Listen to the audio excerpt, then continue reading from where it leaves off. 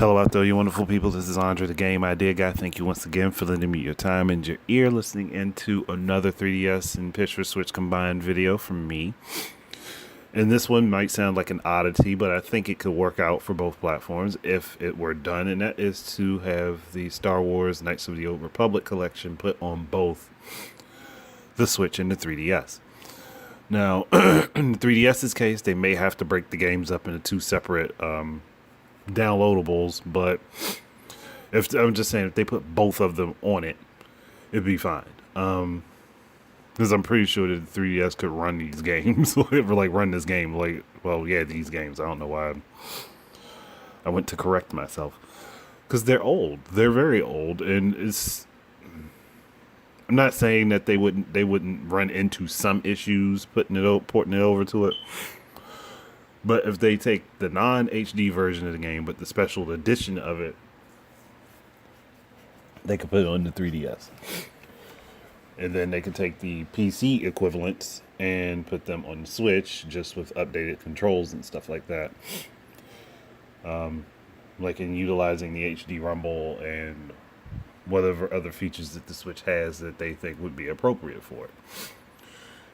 If an appropriate team could be put together to do this, and EA would not be like, oh nope, this is a Star Wars game, let's cancel it. Oh, sorry, I had to get that punchline in.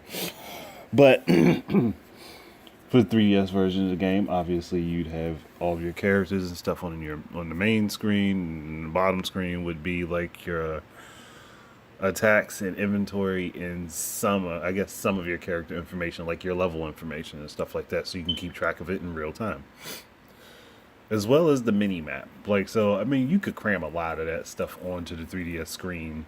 To be fully honest, you could cram a whole lot of that onto that screen and still make it decently viewable. So that would be my suggestion for the 3DS for both of those games. As far as the Switch version of it, keep it largely the same as the PC version. Don't really change a whole lot.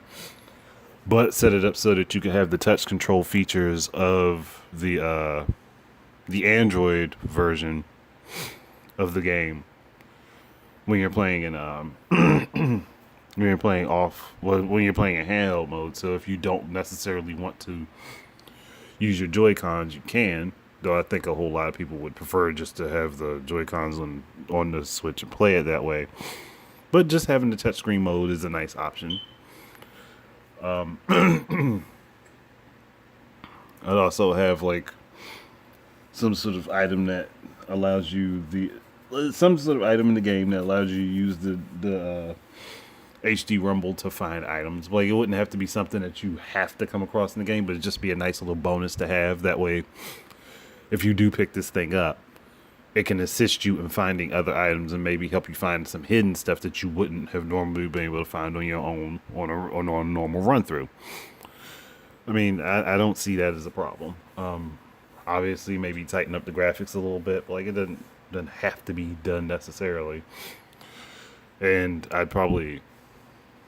do believe the game runs at 60 on PC. I don't think it did on Xbox, but I do believe it does on PC if I remember correctly.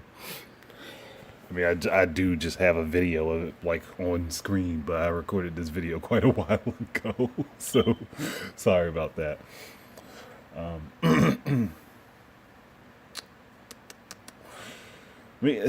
really wouldn't change the games up too much, though.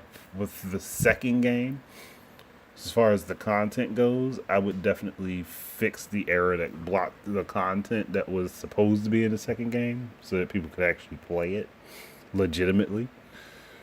So you're not looking to the PC and fan mods in order to be able to play that stuff. But that's about the only other change I would make. So that's it, everybody. Thank you guys very much for listening. Keep your eyes and ears up for more stuff from me. And until the next time, please enjoy your games and peace out.